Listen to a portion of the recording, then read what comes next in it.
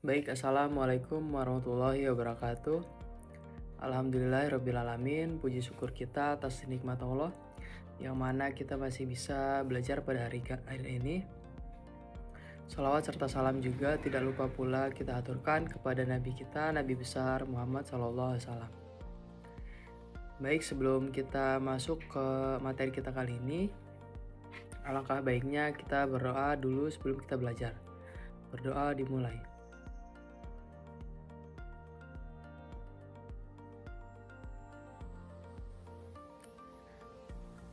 Berdoa selesai. Oke, sebelum kita masuk ke materi kita, sebelumnya Bapak mau tanya ke anak-anak, apakah ada anak-anak yang tidak hadir pada hari ini? Alhamdulillah semuanya baik ya. Mungkin kita akan langsung saja masuk ke materi kita kali ini.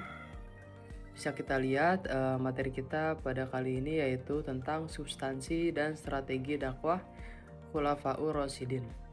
Pendahuluan yaitu Khulafaur Rasyidin sebagai para pewaris dakwah Nabi. Setelah wafatnya Nabi Muhammad SAW, kepemimpinan umat Islam itu dilanjutkan oleh para Khulafaur Rasyidin, di mana ada Abu Bakar As-Siddiq, Umar bin Khattab, dan Utsman bin Affan, lalu Ali bin Abi Thalib. Mereka adalah sahabat utama yang memikul amanah besar untuk meneruskan estafet dakwah kenabian. Ada 3 misinya, yaitu penerus misi kenabian, yaitu Khulafaur Rasyidin ini melanjutkan dakwah Nabi Muhammad dengan semangat yang sama, yaitu menegakkan ajaran Islam dan membimbing umat. Yang kedua misinya yaitu metode adaptif. Meskipun esensi dakwah tidak menyimpang, metode dan kebijakan yang diterapkan disesuaikan dengan kondisi dan tantangan zaman mereka. Lalu yaitu konsolidasi umat. Fokus utama kepemimpinan mereka adalah menjaga keutuhan akidah dan persatuan umat, serta memperluas pengaruh Islam secara adil dan bijaksana. Lalu Abu Bakar As-Siddiq. Pertama kita bahas tentang Abu Bakar As-Siddiq, yaitu di mana dia adalah pengumpulan Al-Quran dan konsolidasi umat. Pada masa Abu Bakar ini diwarnai dengan tantangan serius, terutama perang Riddah yang mengancam kelestarian hafalan Al-Quran di kalangan para sahabat. Banyak para penghafal Al-Quran yang gugur dalam pertempuran. Strategi dakwah Abu Bakar berpusat kepada pertama yaitu penjagaan warisan wahyu, memastikan keutuhan dan kemurnian Al-Quran sebagai pedoman utama umat. Lalu yaitu penguatan persatuan umat, di mana melawan disintegrasi pasca wafatnya Nabi dan menegakkan kembali tatanan Islam. Lalu pondasi kekhalifahan, yaitu meletakkan dasar-dasar kepemimpinan yang kuat dan stabil untuk masa depan Islam. Selanjutnya itu perluasan wilayah Islam di masa Abu Bakar. Selain konsolidasi internal, Abu Bakar juga memulai fase perluasan wilayah Islam. Langkah ini bukan hanya tentang penaklukan, tetapi juga penyebaran risalah Islam ke berbagai penjuru. Ada 4 di sini yang bisa kita lihat, yaitu pertama pengiriman panglima. 4 panglima utama ditugaskan seperti Yazid bin Abi Sufyan, Abi Ubaidah bin Al-Jarrah, Amru bin Al-As, dan Surahbil bin Sanah, masing-masing memimpin pasukan ke front yang berbeda. Kedua yaitu fokus ke Syria. Prioritas utama adalah wilayah Syria yang berada di bawah kekuasaan Romawi Timur, sebuah kekuatan adidaya pada masanya. Yang ketiga yaitu kedatangan Khalid bin Walid. Kehadiran Khalid bin Walid yang dijuluki sebagai pedang Allah setelah menuntaskan perang Riddah memberikan kekuatan besar dan strategi militer yang brilian. Keempat yaitu dakwah melalui ekspansi. Ekspansi wilayah ini menjadi strategi dakwah tidak langsung, membuka gerbang bagi masuknya Islam ke masyarakat baru dan memperkuat posisi politik umat muslim. Selanjutnya di sini ada Umar bin Khattab sebagai administrasi efektif dan penegakan hukum Islam. Pada masa beliau dikenal sebagai era kemasan administrasi dan keadilan. Beliau meletakkan dasar-dasar pemerintahan Islam yang kokoh dan berkesinambungan. Sistem pemerintahan Umar membangun sistem administrasi yang terstruktur, termasuk pembentukan Dewan Departemen, penetapan kalender Hijriah, dan sistem peradilan yang independen. Lalu perluasan wilayah juga yang fantastis. Di bawah kepemimpinan beliau, wilayah Islam meluas hingga Persia, Mesir, dan sebagian besar Syam, membawa cahaya Islam ke peradaban-peradaban yang besar. Kebijakan dakwah Umar sangat menonjol dalam penegakan hukum dan keadilan sosial.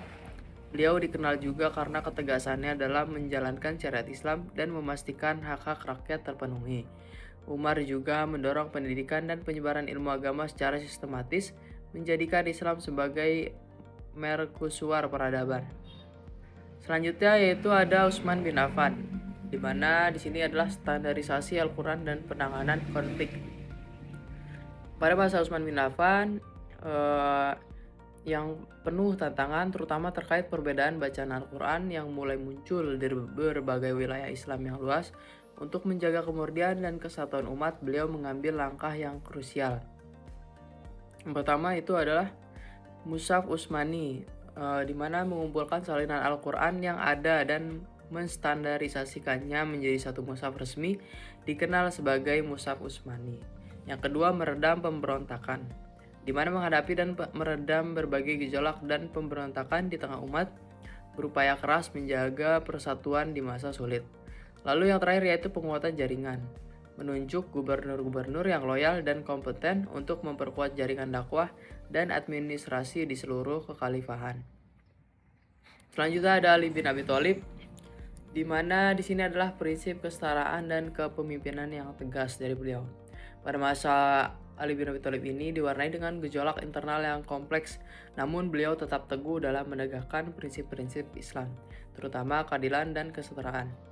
Di sini ada 4 poin. Yang pertama yaitu keadilan sosial. Ali menegakkan prinsip keadilan dan kesetaraan di antara seluruh umat Islam tanpa memandang latar belakang, kekayaan, atau kedudukan. Yang kedua, penanganan konflik, di mana dengan tegas menghadapi konflik internal yang muncul, berupaya menyelesaikannya dengan bijaksana namun tanpa kompromi terhadap prinsip kebenaran. Lalu yang ketiga, pengawasan pejabat.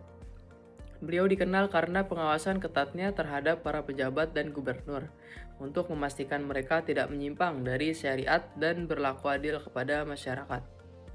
Yang terakhir yaitu teladan moral, di mana dakwah Ali bersinar melalui teladan pribadi, kepemimpinan moral yang tinggi, serta fokus pada pembinaan spiritual dan penguatan ukhuwah Islamiyah di tengah umat.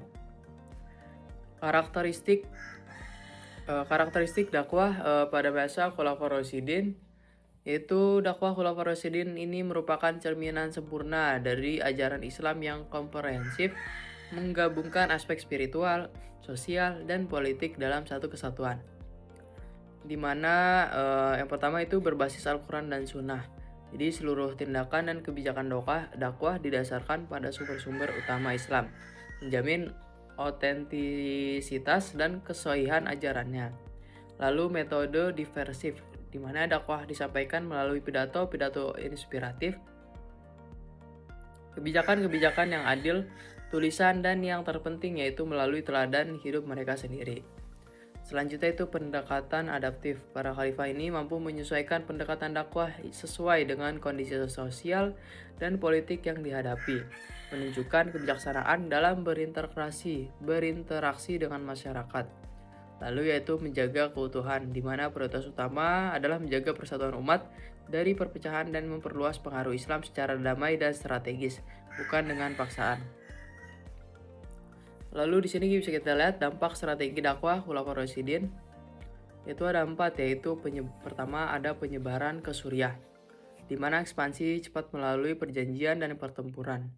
Kedua yaitu masuknya ke Mesir, kontrol rute perdagangan dan budaya. Yang ketiga itu penaklukan Persia, yaitu integrasi wilayah dan komunitas baru.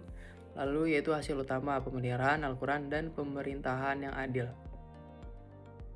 Nah, dari materi kita yang tadi dapat disimpulkan yaitu warisan dakwah Khulafaur Rasyidin untuk masa kini. Jadi warisan dakwah Khulafaur Rasyidin tetap relevan dan menjadi panduan berharga bagi umat Islam dalam menghadapi tantangan dakwah di era modern. Ada 4 yaitu kesimpulannya. Pertama, relevansi modern.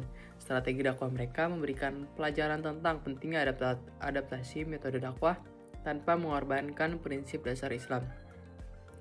Yang kedua yaitu inspirasi kepemimpinan. Teladan kepemimpinan mereka dalam keadilan, integritas, dan kebijaksanaan menjadi inspirasi tak lekang oleh waktu.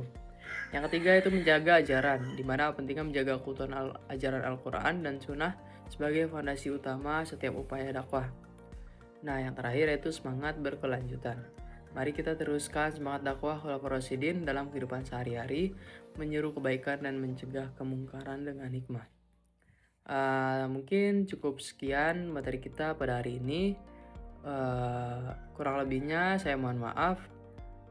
Wassalamualaikum warahmatullahi wabarakatuh.